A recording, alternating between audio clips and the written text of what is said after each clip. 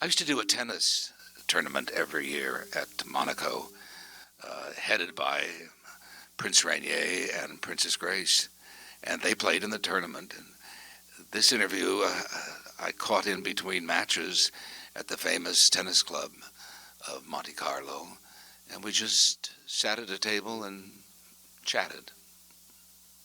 There seems to be a great deal of activity here. It's almost where the action is in Europe.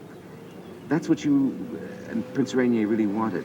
Well, in everything, we've wanted everything that's good for the Principality.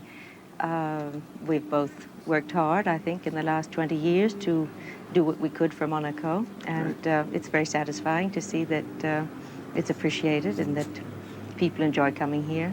Sports are certainly well covered, and now Yes. with this tennis weekend and certainly the Grand Prix, the arts are covered here.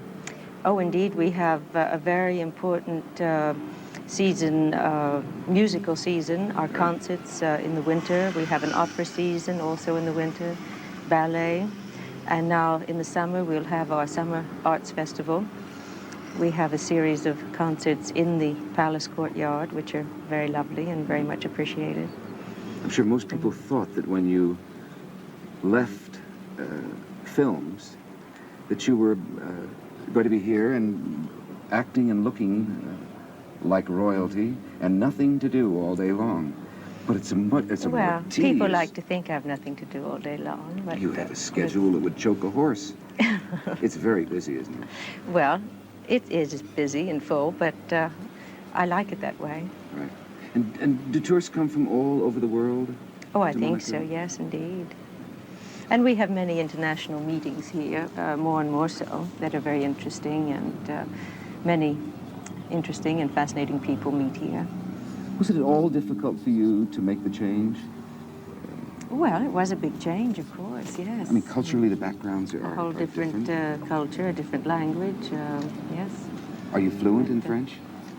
Well, my children keep correcting me, but after 20 years, I have learned a bit by osmosis, I suppose. Right.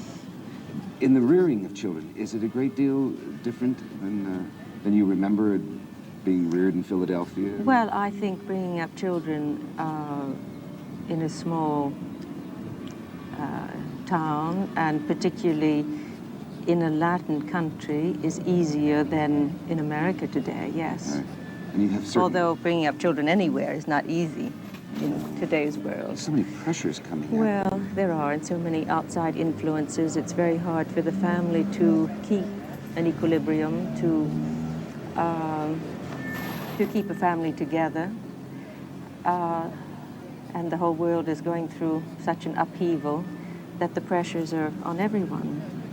But I believe very much in the family and as an important nucleus of society, and I think families have to fight and work to keep together, and it's, I suppose, a great deal up to the mother to be the pillar of the family and to try to keep things going harmoniously.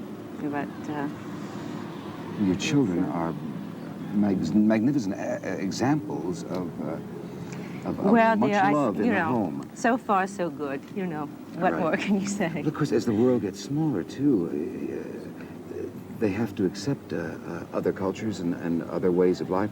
And I see how easily they move. Well, our children have been exposed to many people from many walks of life, many nationalities, and I think Monte Carlo, being so international, has brought them a great deal in their education, yes. I noticed in talking to Prince Albert last night, he told me now in the summer months he's going to visit a few states in America that he had never visited that's right. before. Is that done with a purpose? Well, our children have spent several summers in the United States, and last summer our son taught swimming at a summer camp, which he enjoyed very much, and was a very nice experience for him. You also have the responsibility, then, of raising children who will someday govern the Principality of Monaco, and there are added pressures there. Well, our children have grown up under pressure. It's not easy to grow up in the spotlight as they've had to do. And it hasn't been easy for them. But I think they've handled themselves pretty well. Do you have a vivid recollection of the first time you ever saw the Principality of Monaco? Yes, the first time was when I was making, excuse me, To Catch a Thief? To Catch a Thief with Alfred Hitchcock. And we did a scene just up on the hillside there, overlooking Monte Carlo. And that was the first time I saw it. And was it as breathtaking to you as it was to all of my staff who saw it for the first time this trip? Well, it was lovely, yes, I must say. Although we were doing a scene where I had to drive a car and had to go on a very tricky little turn and had to stop by a bush this far from the edge. So I think I was more worried about that and less able to take in the beautiful scenery. We remember that incredible scene, that drive. Yes. Well, poor Cary Grant was a little nervous about it because I'm very short-sighted, and of course I couldn't wear my glasses driving, so it would be, it was all he could do to look nonchalant and relaxed, I think. Well, speaking for all of the tennis players, you know how appreciative we are of this trip and the opportunity to play. It's lovely having you here, really. It's going to be great fun.